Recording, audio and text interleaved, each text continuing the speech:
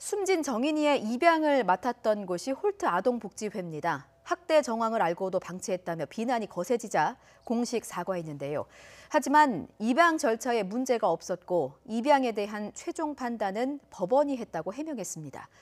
또 다른 정인이가 나오는 걸 막으려면 이 입양 제도부터 손봐야 한다는 논란이 뜨겁습니다. 엄윤주 기자가 취재했습니다.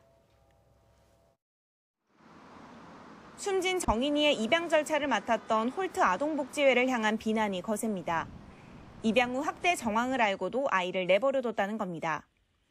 홀트가 처음으로 공식 입장을 내고 정인이에게 진심으로 사과한다고 밝혔지만 입양 절차에는 문제가 없었다고 주장했습니다.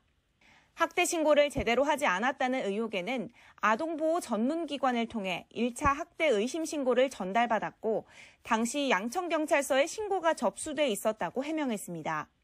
더 할 게 없었다는 겁니다.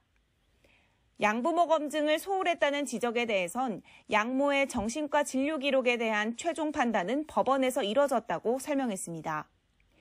해명에도 비난 여론은 가라앉지 않는 가운데 홀트 같은 민간이 맡고 있는 입양 절차에 국가가 개입해야 한다는 지적이 나옵니다.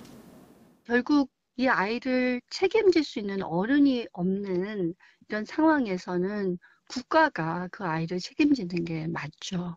아무래도 민간기관은 기관의 운영을 생각해야 되고 이익을 생각해야 되기 때문에 입양 허가 주체인 법원이 입양 전 조사 전반을 맡아야 한다는 견해도 있습니다. 입양기관이 준비한 자료에 의존하지 말고 법원이 가정조사를 심층적으로 해야 한다는 겁니다. 입양기관의 가정조사와 독립적으로 가정법원의 가사조사관이 가정조사를 하면 그 두 가지 가정조사를 가지고 판사가 독립적으로 이제 판단을 하는, 세 명이 독립적으로 판단한 걸. 반면 입양 절차를 까다롭게 하는 게 능사가 아니라는 반론도 팽팽합니다.